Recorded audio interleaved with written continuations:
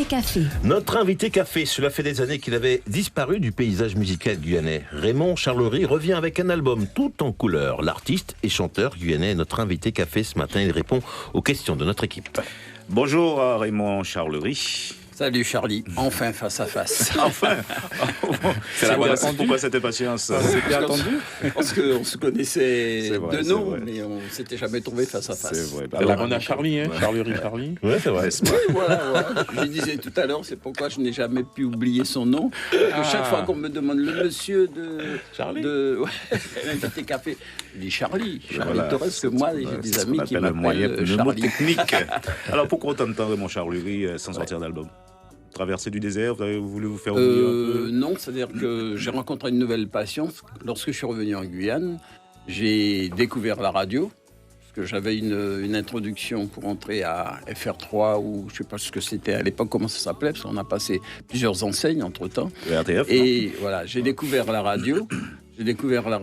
Et à l'époque, il n'y avait qu'une radio. Il n'y avait pas de radio libre encore. Donc, il n'y avait qu'une radio pour couvrir toute la Guyane. Je me suis dit, c'est quand même dommage que les gens du littoral puissent, eux seuls, profiter de la présence de la radio, parce que j'ai fait beaucoup d'émissions à l'extérieur.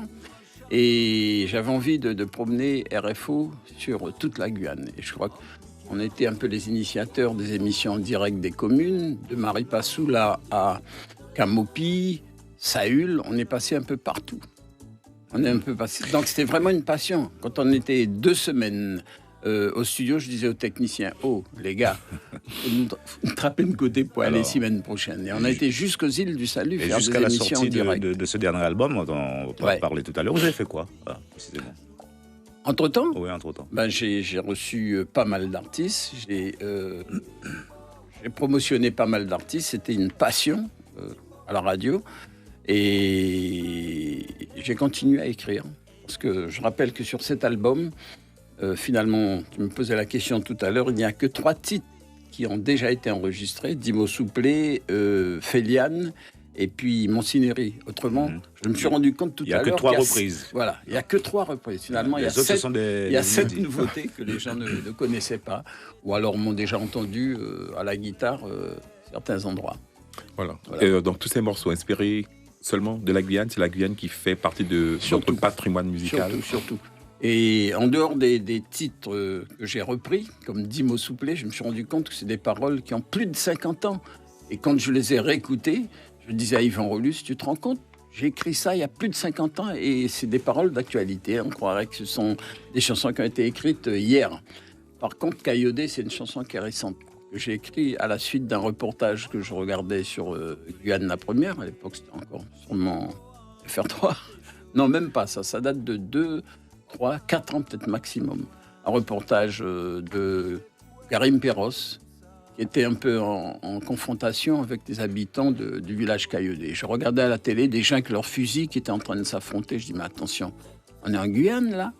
Et cette chanson, j'étais tellement touché par ce reportage, j'ai tout de suite été prendre ma guitare, ma plume, pour pondre la chanson Caillodé. Et est-ce que la Guyane est toujours nostalgique de ces morceaux que vous remettez donc à la mode, et parce qu'on voit le succès qui est déjà enregistré avec l'émission qui aura lieu dimanche prochain, donc aux Zéphyr, avec toutes les autres mélodies. Alors, ce patrimoine-là, vous pensez qu'il est vraiment ancré dans la mémoire guyanaise? Il faut qu'il le soit, en tout cas. Parce que je crois que la Guyane a quand même une couleur de musique qu'on a tendance un peu à laisser de côté, oublier. Heureusement qu'il existe quelques personnes qui puissent faire remonter certaines mélodies. Je me permets toujours de citer l'orchestre Weinhof, pour moi, qui était vraiment le modèle d'orchestre qui reflétait vraiment la couleur de la Guyane. Emmené par là, parce qu'il y a certains qui ne connaissent pas. Robert Dédé et Emmanuel Lucien.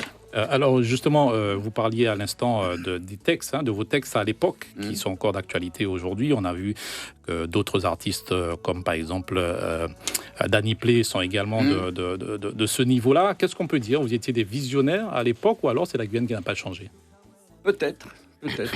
La Guyane n'a pas changé dans certains domaines, mais je pense qu'on était un peu visionnaire aussi. Parce que quand j'écoute aussi les chansons de Danny Play, je crois qu'il y a un combat qui est mené depuis longtemps concernant ce pays, que l'on doit emmener au niveau parfait. Parce que je sais, pour avoir lu dans certaines prédictions, que la Guyane doit être un pays modèle. Donc on est en voie d'y arriver, et je pense que ça arrivera un jour. Il y a des combats qui sont menés, on n'arrive pas à la perfection comme ça, sans casser des œufs. En fond sonore de cette interview, donc le morceau d'Imo Souplé, extrait de cet album Mes repères. Mes repères, pourquoi? Vous les avez perdus? Non, absolument. Ouais. C'est des chansons que je voulais remettre au goût du jour, parce que beaucoup de gens se souviennent de certains de ces titres. Je sais que Féliane, par exemple, c'est une chanson qui a été jouée par beaucoup d'orchestres ici, mais des fois j'ai rencontré des musiciens qui ne savaient pas que j'étais l'auteur de cette chanson.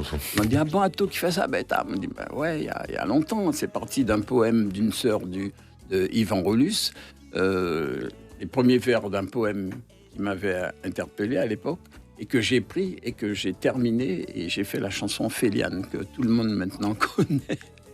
Alors, justement, un album, pas de one-man show, un petit retour sur scène prévu? Ah, j'en rêve. De la même manière qu'on a pris du temps pour pouvoir sortir cet album, la scène, ce sera pareil. Il faudra un certain temps. Je sais pas, 4-5 mois peut-être pour préparer, parce que j'ai beaucoup de choses que j'aimerais faire passer au public. En dehors des chansons, il y a des messages, il y a plein de choses qui se passent en Guyane. Hier, je regardais par exemple cette émission avec Marc-Philippe Koumba sur la sécurité routière. Tellement de choses à dire. Parce que je pense avoir passé 80% de ma vie derrière un volant. J'ai toujours eu des métiers où j'étais sur la route tout le temps. Et maintenant, j'habite Macoria. Donc, je fais la route pratiquement tous les jours. Et je vois des incivilités, des trucs incroyables. D'ailleurs, il y a une chanson qui est destinée un peu à ça, la sécurité routière. Dommage, j'ai pas eu le temps d'en parler avec Marc-Philippe hier. C'est pas perdu. Et c'est une chanson qui s'appelle La vie d'un homme, La vie nous homme. C'est la chanson d'un homme qui a été renversé par une incivilité. Et je voudrais que cette chanson puisse marquer certains conducteurs pour leur dire que la route, elle est à tout le monde. C'est pas une arme de guerre. J'espère que le message les doublages sur la route sont incroyables. C'est votre côté perfectionniste qui parle, Raymond Charlery. Vous prenez le temps de faire les choses, de bien faire les choses? Non, côté observateur simplement. Des yeux avertis, un peu aguerris sur certaines choses qui se passent en Guyane. Mais si vous permettez, je voudrais revenir un peu sur l'album, parce que je voudrais saluer quand même Géraud Higien, qui était l'homme vraiment central de Tonton Joe, mon neveu. Et depuis qu'on a commencé à travailler ensemble, il m'a permis d'avoir des contacts avec des musiciens que moi je nomme de magicien. Il y a Thierry Vatan qui m'a... Mais justement, alors on entend un petit peu en fond sonore, le style de cet album, c'est quoi? Le style, c'est la musique. La musique avec un grand thème, je pense, la musique en douceur aussi. Et Thierry Vatan m'a arrangé 5 des titres de cet album. Et il y a également Muriel Fleriac, tous les chœurs, beaucoup de gens m'ont déjà appelé, envoyé des témoignages. Il y en a même qui m'ont tiré la larme à l'œil.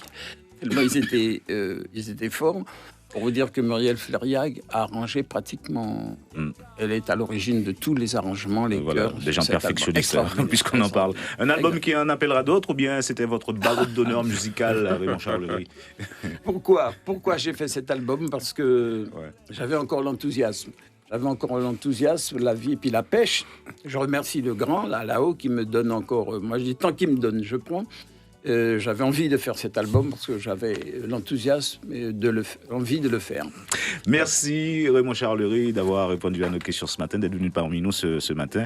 Et bon vent à cet album. Merci Thierry, c'était un plaisir. À Charlie. L'invité café.